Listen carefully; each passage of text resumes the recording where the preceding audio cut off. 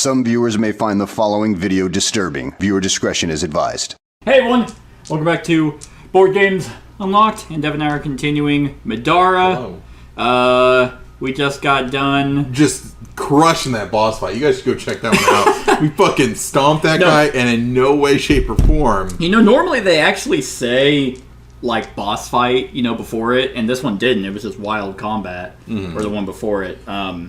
But I'll say if you just click this one, just for fun, any of my videos that say boss fight this, skip it. Skip till the very end, just so you get the narrative. Because they're not worth it. Brandy. Maybe the first one, the very first one, before we knew anything about bad boss fights. Anyway, so we are going to go on to Pontifex Be Gone! Pontifex Be Gone. Even more of the camp was now in ruins. A few of the tents were burning, and any semblance of order had been destroyed. Echo lay on her side, blood gushing from her wounded abdomen. She clutched at it with both hands, trying to keep a horrific wound from opening more than it already had. "Surrender!" Nightingale shouted, advancing on the fallen girl. "You lost! Don't make us kill you!" Instead of agreeing, Echo struggled to stand. Her breathing was ragged and she gritted her teeth. Echo drew her dagger, ignoring the fresh wave of blood as she stopped holding her wound in place. "You're insane!" Remy stared, her eyes flickering to the open injury. "How are you even still alive?" As if in answer to her question, Echo's Esper leaned down. Its massive limbs moved so fast that they were a blur. It sliced away at damaged flesh before pushing everything back into place and sewing her skin back up with thin red thread. Revive Echo. Go back to wild combat. Do it again. Jesus. Echo screamed as the creature worked, but did not resist it. Her legs and arms shook, but somehow she remained standing as the Esper worked. The monster closed Echo's wound like an expert surgeon. Echo's cry stopped as the creature finished its grisly work. Sweat rolled down her face, and she glanced down at the stitch, touching the skin with the back of one hand. The Anointed closed in around her, pressing past Nightingale and her friends, their weapons all raised with murderous intent. "Stop!" Zephyr shouted, his voice almost as agonized as Echo's. "Please, I just got her back." Ezra glanced backwards, looking up at Zephyr with frustration on his face. "She's not the woman you knew, Zephyr. Your sympathy for this thing is going to get us all killed." Hypocrite! Brea and Ezra both closed in around Echo, who now seemed like she could barely hold her daggers. After what she'd done, Echo probably deserved it, but Nightingale didn't want to watch. "Zephyr," Echo pleaded, her voice cracking. The insanity in her voice was gone, replaced by desperate fear. The Esper moved before the two remaining Anointed members could bring their weapons in for a kill. More thick thread lashed out at Echo from above, wrapping tightly around her arms and yanking her backward out of the way of their attacks. "Echo!" Zephyr stumbled towards her, snatching his sword from the ground as he went. The Esper seemed to turn, facing into the abandoned streets and the jungle beyond. It glided away, trailing red thread as it went. "Zephyr, please help me," Echo pleaded. The desperation in her voice was unbearable. "He's using me." She was choking on tears now. "Charon won't let me go. He won't let me die. I'm trapped with this monster. He's forcing me to do his will." The slack on the thread around her wrist abruptly ran out, and Echo was jerked violently backwards. The Esper didn't seem concerned with where it moved or what happened to Echo. It dragged her through trees, slamming her into fallen rubble and foliage. Zephyr shoved through the stunned Anointed, chasing Echo into the night. Nightingale followed, her friends close behind. They weren't nearly fast enough. "Zephyr!" Echo's voice was so far away now, despite their mad sprint to catch up. "Help!" Her voice twisted into a distant scream of agony, then faded to silence. Okay. Mark the story flag grievous wounds on the adventure sheet. And continue to... Okay. This long one. Till we can save her. And I'm looking to the sky to save me. There we go. We can save her. Remy made her way through the wreckage to where Zeke had been tied, grinning weakly at him. You need any help? Yeah. He twisted around, holding his bound hands up towards her. Thanks. Remy dropped down beside him. From the look of it, the Anointed had given him a serious beating. Bruises covered most of his arms, and one of his eyes was swollen shut. Damn. She wasn't sure what to say. Are you okay? Yeah, he croaked. Just got my ass handed to me. No big deal. He tried to flash one of his famous smiles, but it was weak. Just a couple of cracked ribs, I think. He clutched vainly at his chest where she could see a particularly large bruise through a rip in his clothes. Remy cut the ropes from around his wrists. Zeke stumbled towards Justice, picking up a dagger someone had dropped in the fighting. Oh, Here, what are you doing? Zeke offered, slicing through Justice's bindings with a single careful cut. How's your neck? Justice might have been in better shape than Zeke, but you wouldn't know it by simply looking at her. There was a long stream of red down her neck and onto her chest. Though the wound didn't look serious, it did look big enough to need stitches. It's fine, she said curtly, snatching the dagger from him. She stalked away towards the wreckage of camp, not looking back at him. She strode to her bound book and dropped next to it. She sliced through the rope, holding her book closed, pulling it open in a single smooth gesture. She looked for a moment like an angry librarian hunched over the pages and inspecting them for damage. Only when apparently satisfied did she finally rise, turning back to Zephyr. Only 2 of the other Anointed had survived the battle.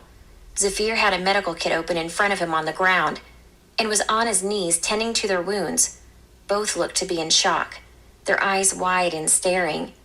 Brea, Ezra, I'm sorry, Zephyr was whispering. But we can still carry on our mission. We can still stop Charon.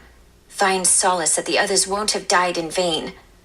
Justice interrupted him, walking right up to Zephyr and slapped him in the face so hard that he nearly fell backwards. You deserve so much more than that, you bastard! Justice screeched, indicating the ruined camp.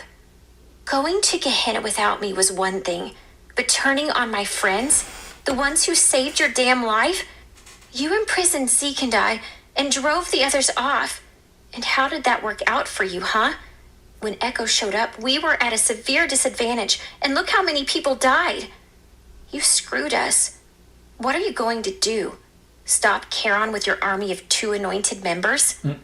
She let go of her book, but it stubbornly remained in the air beside her. NPC anointed, I assume. The way she talks. I think it was just groups, just anointed, whatever people. Yeah, I could. Just there's anointed Joe and anointed Bill. Yeah, like just whatever people. That's what I got. The book's pages were open with a faint light coming from within, almost as though she had a spell ready to attack him with at any moment. Zephyr didn't strike back. He didn't draw his sword. He only dropped back down beside Ezra. The man was wounded on his table. Zephyr silently wrapped a fresh length of bandage around one of the man's arms. Are you done? Zephyr asked quietly. Justice looked livid. Zeke was concerned she might actually explode. I've not even started. I crossed a continent for you, Zephyr. You made me believe you could help me control my powers. You made me believe you were doing the right thing. And what was it for? The stupid Pontifex, an artifact you knew nothing about other than you wanted to keep it away from Charon, whoever the hell he is. I haven't done anything good with my powers, and I sure as hell can't control them. You never planned on helping me at all. The only thing you wanted was to use me for revenge or whatever you're doing. You don't give a damn about me. She stopped screaming then, mouth open and chest heaving from the effort. Zephyr continued his work, seemingly unfazed by the outburst. Yes, Zephyr said, his voice flat. Almost all of that is true. He got to his feet, offering Ezra a tiny glowing potion vial, which he swallowed without objection. Zephyr stood up straight, meeting Justice's eyes. I'm willing to do anything it takes to protect Middara from Charon and the Council of Abhorrence. He spoke with an unapologetic tone. Some things are bigger than any of us are. Keeping the whole of Middara safe sometimes requires terrible sacrifices. To the... Oh, so we're gonna kill Echo? Not that sacrifice. No. Everyone else's sacrifices, but not mine. Because I'm Zephyr. I'm cool. Ignorant. Maybe that looks evil. Zephyr shook his head slowly. But you haven't seen the things that I have, Justice. I know Charon better than anyone else ever could. I saw the moment of his birth and the terrible destruction he would cause. If he ever escapes the suspended tomb, Alinea will have only hours to regret not doing what was necessary to keep him trapped. I'm sorry you feel betrayed. I'm sorry you can't understand that everything we have done has been for the good of all. I didn't lie when I said your powers would be used to do good. Your view is just so small you can't comprehend what that means. You talk about doing what is necessary, Zephyr. Damocles had come from nowhere, charging towards Zephyr. Your own selfish purpose let that filthy murderer escape.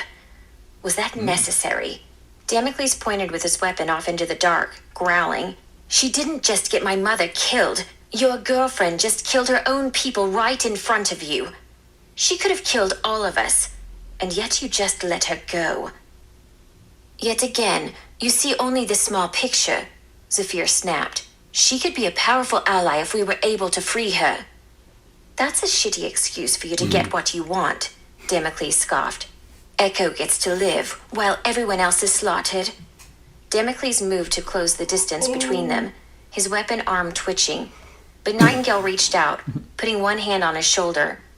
Damocles reluctantly lowered his weapon again, glowering. Nightingale stepped forward. On the subject of murderers, how about we rewind and talk about you trying to kill me? Nightingale folded her arms. It's not always about you, I'm Nightingale. the goddamn princess of Alinea, and you nearly beat the only son of Lo Jiang to death, then took him hostage. Even if we forget that you let Echo go, you think we're gonna just pretend that didn't happen? Zephyr shrugged, snapping his medical kit closed. Do whatever the hell you want, princess, he said coolly. I don't regret acting to stop one of Charon's agents. If killing one person, royalty or not, is what it takes to prevent 100,000 deaths, there must be no hesitation. It's unfortunate that you were infected. I'm sorry the Malama took your life away, but I am not sorry about trying to kill the parasite. I'll shoulder the guilt if it means the rest of Alinea will live.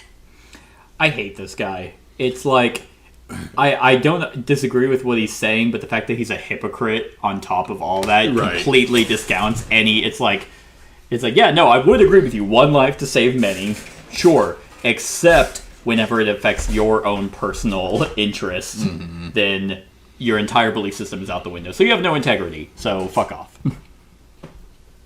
So the ends justify the means, huh?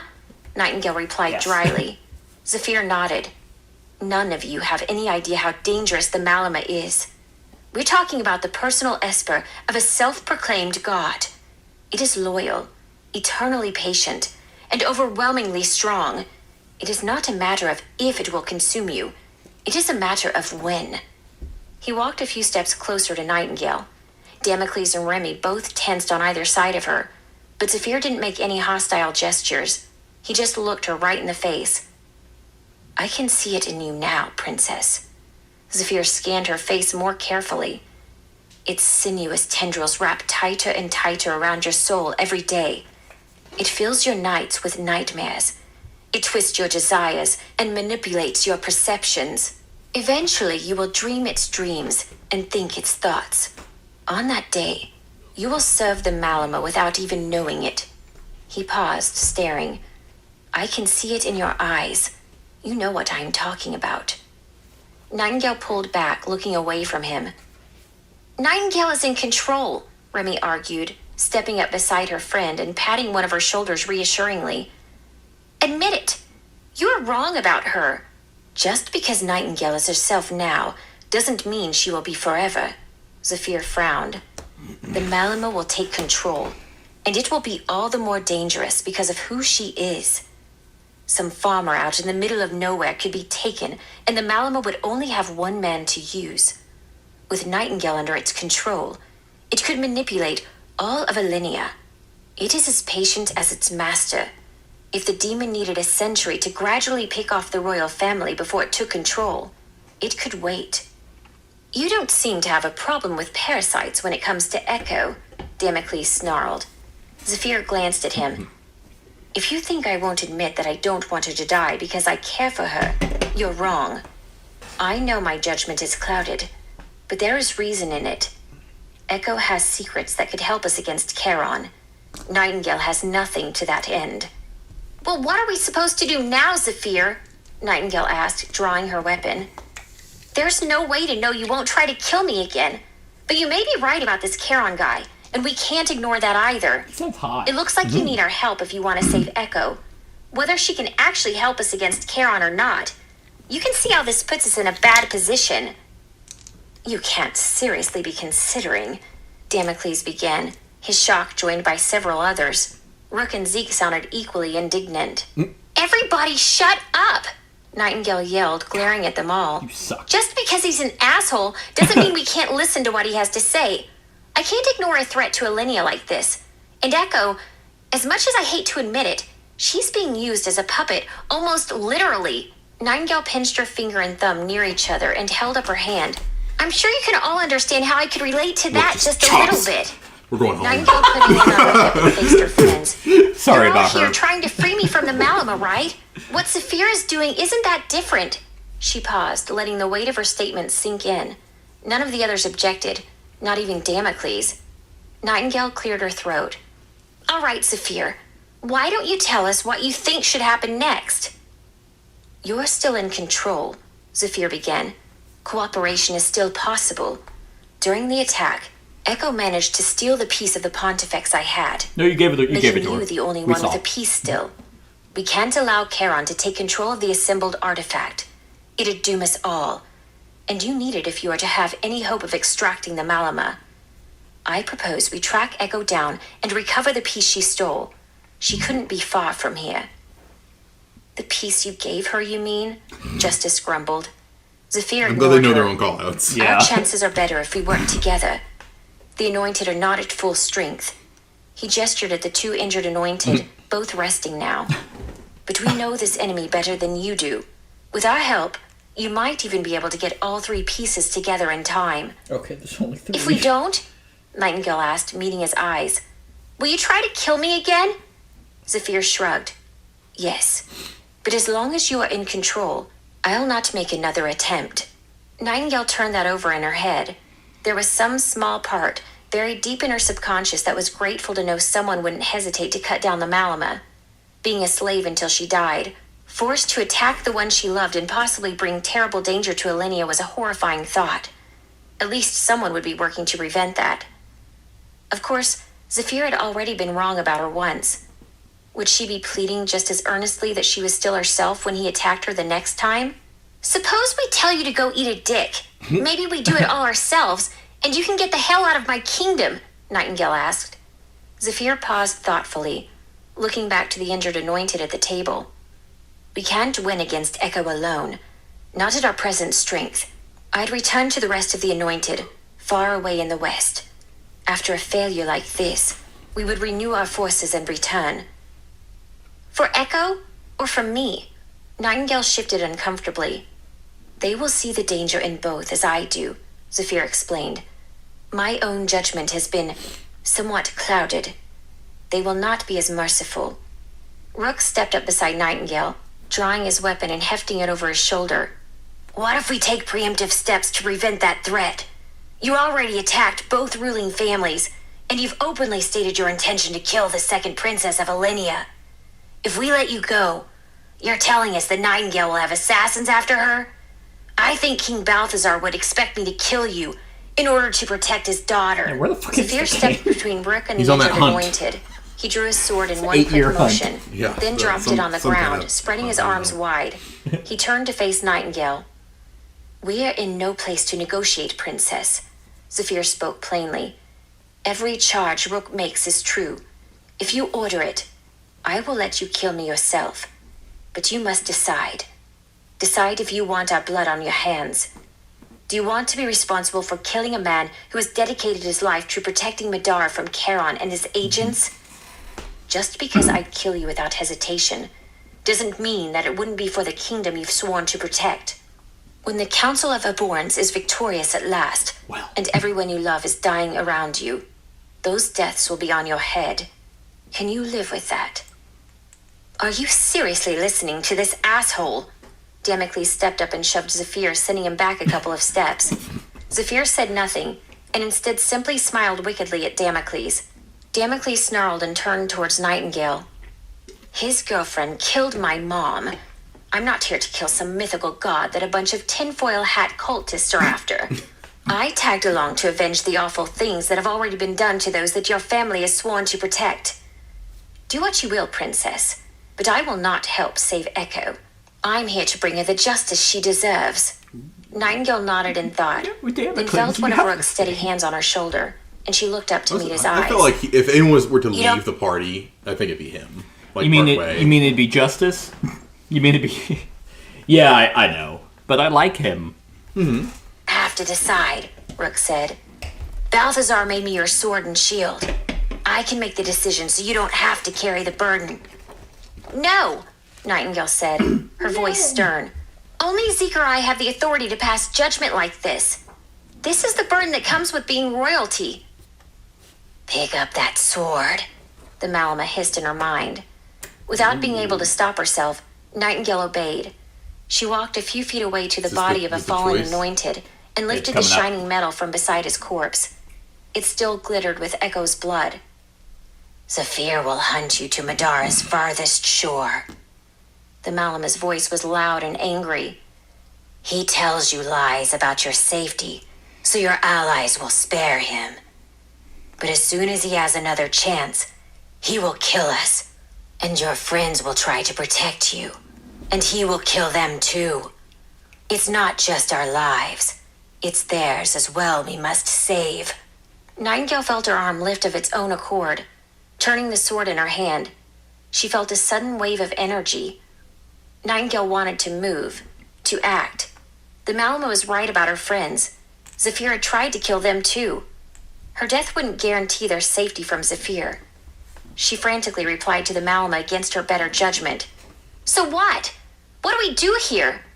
Though everyone around her thought it was a question to them, the Malama understood it was directed at it. Nothing. Let him go. Killing him isn't in your interest. You might lose. Letting him join you is obviously stupid and dangerous for everyone. Inaction is the best option here. Nightingale twitched the weapon in her hand. Let him go, the Malama repeated. Nightingale didn't feel angry at the suggestion. Instead, she noticed that there was something strange about the Malama's advice. Nightingale couldn't think clearly. Her mind was foggy. Yet through the haze, she could feel something within the Malama, like its feelings were a two-way street. Its intense emotion was flowing through her in the same way she knew it felt her own feelings. Nightingale stumbled a bit and blinked. Rook flinched as if he was going to have to move to catch her, but he didn't. Nightingale focused harder, and in that moment, she swore she could feel the Malama's feelings. It was fear. It wasn't afraid she would let Zephyr join her, and it also wasn't afraid that she'd let him go, even though the threat of his return seemed very real. Why? Why are you afraid I'll kill him? Nightingale said aloud, though it was a whisper. She was confused at the Malama's sudden compassion for Zephyr, and wanted to know why it suddenly cared for his life. It said nothing, and Nightingale's anger returned with a silent snarl. Well, princess, Zephyr's voice cut through the haze, snapping her back to reality. He stood still, blocking Brea and Ezra. He continued to hold his arms out, his chest unprotected, and no weapons in his hands. Oh, and then it says, what is your judgment? Okay. Justice was freed from her bonds, and Zeke was freed from his bonds. They're no longer unselectable. We have to choose, before continuing, we have to choose the active group, but we'll do that. I know it says to do that, but there might not be a reason to. We have three options. Oh, Nightingale must make this decision, which I guess is me. Kill Zephyr. He's already proven he's dangerous. Let Zephyr help. His expertise could be useful. Or let Zephyr go. You won't kill him, but you can't trust him.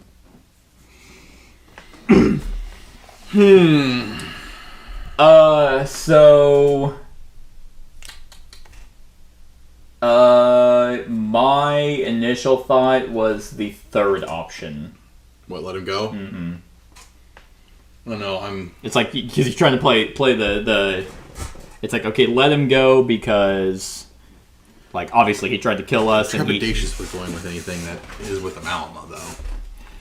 Yeah, that's true, but it's super interesting that, they showed that it was afraid of us killing him. Well, okay, so obviously there's some kind of relationship, because we've learned now that it's a very intimate part of Charon. Yeah, it's Charon's Esper. Yeah, so I think it's linked in some way in his emotions, because I think that's why it hesitated. Because for whatever reason, Charon cared for Zephyr and Echo. Yeah. So I'm assuming that they were allies and something made their ally turn into Charon. Yeah, because Charon's the self-proclaimed god. Yeah. For something that happened, because Echo's involved. But if we're going after Echo, then we would need Zephyr. But here's the thing. Here's what's probably going to happen. Now, this is totally meta knowledge, but if we choose to let Zephyr come, Damocles probably leaves, and Zephyr is a playable character. Yeah, I can definitely see that. Which did you? Well, have you checked? No. Okay. No, I wasn't sure. No, I have not looked at if that was guaranteed. Okay. Cool. That was just my guess, because Damocles says he's not going to help Echo, and if Zephyr's coming with us, he's most likely going to want to save Echo. Yeah. And Damocles is like, yeah, fuck that, and that makes sense. So it's like, okay, if we let him go, but we don't kill him, then it's kind of like we just have to part ways. Like, you did try to kill us, but like I know Damocles wants us to kill you, but if we just let you go and we do our own thing, it's kind of like trying to play devil's advocate. So it could just be one of those, we try to please everyone, but in turn pleasing no one. Because how many people here want him to die? Damocles wants to kill him. Rook wants to kill him. Remy didn't really say much. Justice probably doesn't want to kill him. Oh, no, probably either. I don't know if Rook is like super pro killing him. Rook was like, he was literally the one that's like, as your sword, I need to kill him because he's going to be hunting you, and he's Nightingale's sword and shield. Can we just go to the king and be like, hey, here's what's happening? Could you handle some shit? Yeah, like, can you, like... We're tired of fucking... all the resources you have at your disposal. Remy, can you go get your clearly evil dad and help us? Right. Well, okay. So my personal vote... I think taking him with us would be the best. I think, because I'm like... You just don't want me to have Damocles. It's not that. I mean, I want to keep Damocles. I know, I'm kidding. I mean, that's me going up, not assuming anything. Yeah, if we're not meta, we're not meta. That's kind of where I'm leaning, because I think that's going to be the better choice for the well-being. Because he's definitely dedicated, but is his judgment right? Because I don't know, he's so fucking focused that it's anything justifies. He will put as many people to the sword as he feels like is necessary, maybe more than necessary. Only when it has no attachment to him. As soon as other people are involved, that his beliefs go right out the window. Yeah. Now, he made a good argument saying that Echo has knowledge on Charon, which is kind of a baseless accusation. We don't know that. We could assume that. But it's like, well, does she, though? If she's a pawn, how much is Charon actually letting her know? Yeah. She could just be a blind thing that's unkillable. Looking for the Pontifex, maybe for the same reason we are. If I get the Pontifex, I can free myself. Or is she trying to get the Pontifex to give to Charon so he can become free? We clearly don't know. Well, I mean... We're not murderers. We did kill Melody. I don't think we'd kill him. We didn't kill Aisling. We let her go. Hey, where's Patrick? Can we just let him come take Zephyr off? Yeah. We've never played the royalty card, so yeah, I do think killing him is out of the question. He is. I mean, I'm okay with letting him go. Yeah, so we continue. If we let him help, we continue to reluctant partnership. But if we let him go, it comes to not a killer or a fool. Yeah. It's Nightingale's call. I'm gonna go with the not killing him, but not trusting him. Sounds fair. I think I'm gonna let him go. Yeah. But then you're right. Why would the Malama want him to be released? But didn't he say earlier to pick it up to like kill him, and then he changed his mind? That's kind of what I took. To kill what? Because the Malama said, "Pick up the sword. He'll hunt you to the Middara. He tells you lies about your safety. So, but as soon as he has a chance, he will kill us." But then it's swapped to him saying, "Let him go." Hmm. So that was what was confusing me. Of like the Malama was like, "Kill him," because he's gonna try and kill us, and then flipped on the dime, saying, "Never mind, let him go." So yeah, I think we should let him go. Okay, I'm down. I'm A-okay with it. All right. So then we go to not a killer or a fool.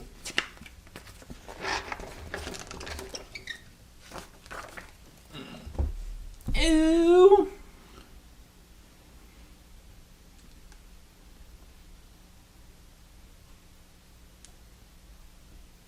There we go.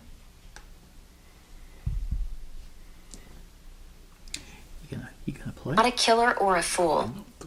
You've chosen wisely. No blood to spill, no commitments to keep.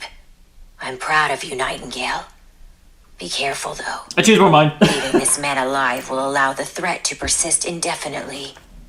He will never stop hunting us. Because here's the thing. It's like, okay, if he shows back up, then we kill him. Mm-hmm. They're like, hey, man, we gave you a chance. You could have continued to help. In your own way. Malama's voice was almost reassuring, and Nightingale felt a wave of revulsion at the thought of it being happy. Shut up! Nightingale screamed, spinning around to glare over her shoulder, where she felt the Malama ought to be. There was nothing there, of course, only her silent and watchful friends further back. They all tensed a little, staring at her uncomfortably. Nightingale turned back and took another few steps towards Zephyr, leveling the sword at his chest. He tensed visibly at her sudden reaction, eyes widening in surprise. To his credit, he didn't run or retreat, but met her eyes without fear. Nightingale came within an inch of his face, close enough that she could smell the sweat and smoke of camp life on his skin. Lots of people are dead because of you, bastard, she said, gesturing at the camp behind them with the sword. You don't deserve to be in charge. This camp is empty because of your recklessness. You took advantage of justice and you attacked us. If my father were here, he'd probably have you executed. That is true. Nightingale pulled back, speaking a little louder. I can't work with you, Zephyr. I don't know how you anointed do this, but we stick up for each other. When I climb down into hell with my friends, I know I'm not going to take a knife in the back. Nightingale pulled back, then launched the sword at Zephyr. It sunk into the ground at his feet several inches, the hilt toward him. Even so, I won't let you make a murderer of me. Gather up the few anointed you didn't get killed and get the hell out of my sight. She turned her back on Zephyr, folding her arms and walking away. You impress me, Princess Arson, Zephyr said. It takes a strong will to resist the Malama this long. I'm sorry I misjudged you. You clearly haven't become a monster yet. Nightingale ignored him. Damocles rushed over, getting in Nightingale's face. You can't do this, he yelled. Nightingale, I thought you understood. This piece of shit just tried to kill you. He let my mother's killer get away.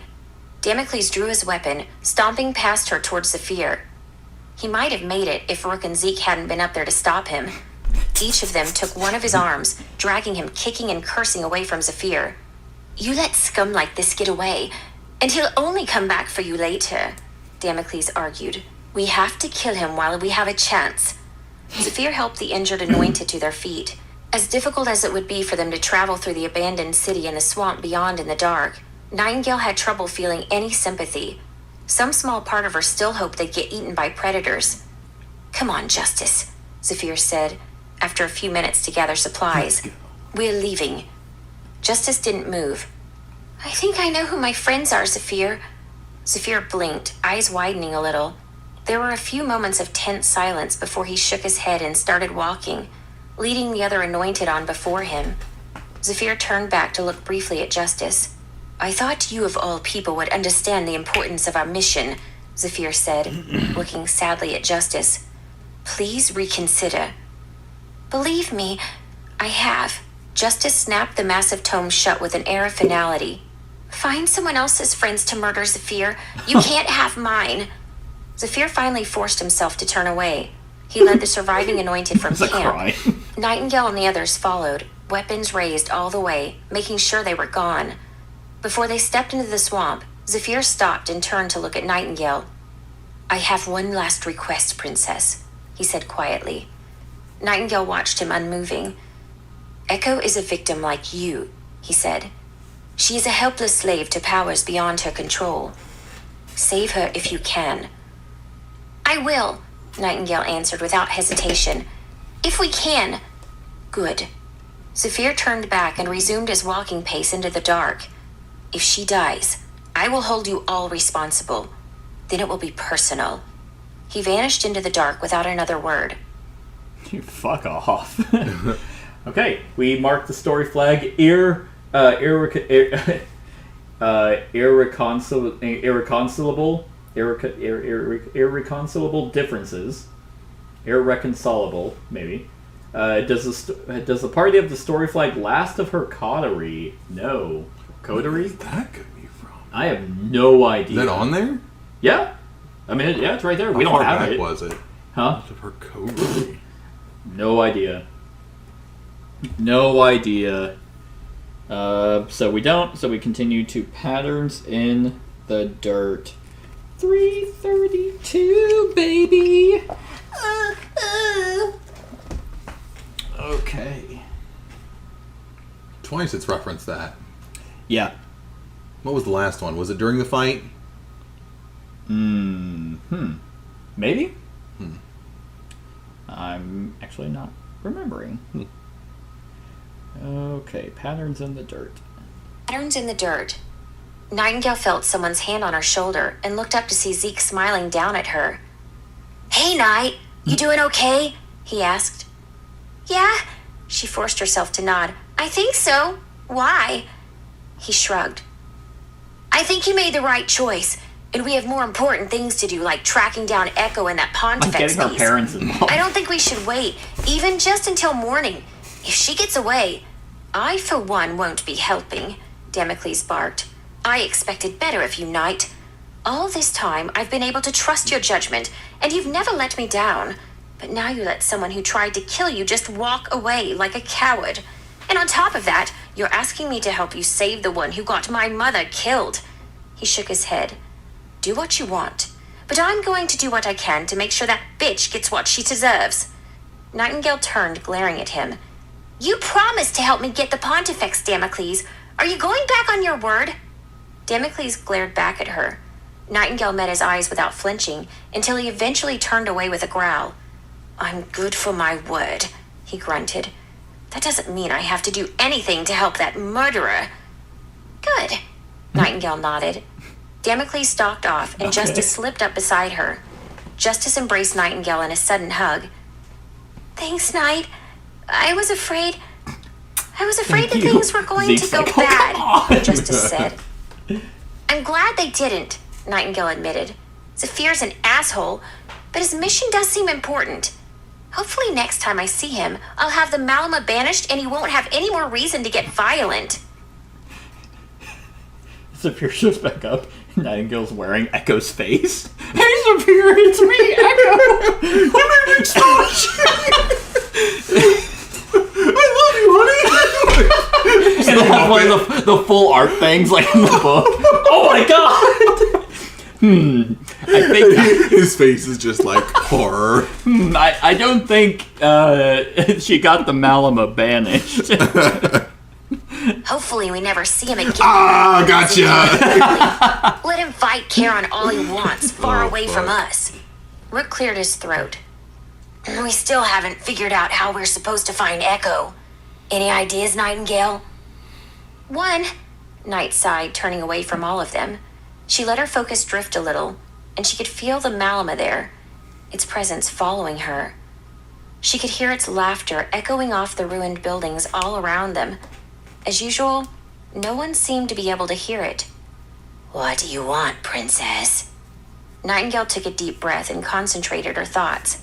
According to Zephyr, you both serve the same master. Charon, right? The Malama stopped laughing. Its presence didn't retreat into her mind, though. Not yet. We all have masters. You serve me, I serve Charon, and Charon obeys what is absolute. The only concern we have is who we command, and whose commands we hear. The Malama was taunting Nightingale when all she needed it to do was answer her damn question. You're so full of crap, she spat. Can you take me to Echo, or are you just gonna keep spouting a bunch of nonsense? There was a brief silence. Give me control of our body. I'll lead you to where you can find her. Memories of Romstead came flooding back into her mind, the feeling of powerlessness and the lack of control. That's never happening again, Nightingale screamed into the dark. Good. Her friends watched the argument in silence, throwing the occasional look of worry at each other. Nightingale grunted in frustration, stomping back to her friends. She could hear the laughter in her mind all the way back. The Malama won't tell me anything, Nightingale said. We'll have to figure it out on our own.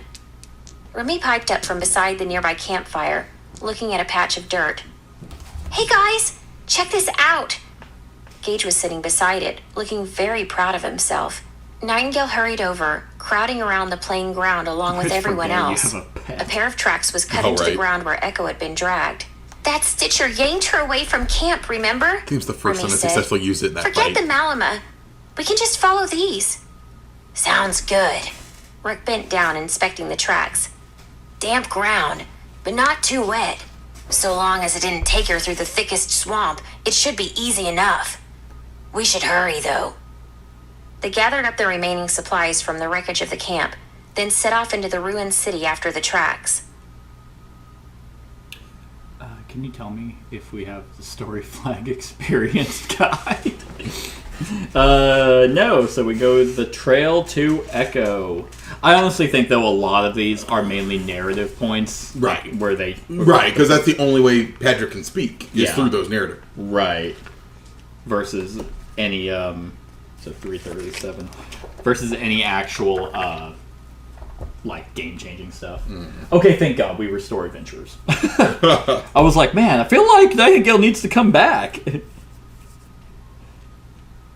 Okay, so Trail to Echo. Man, I totally thought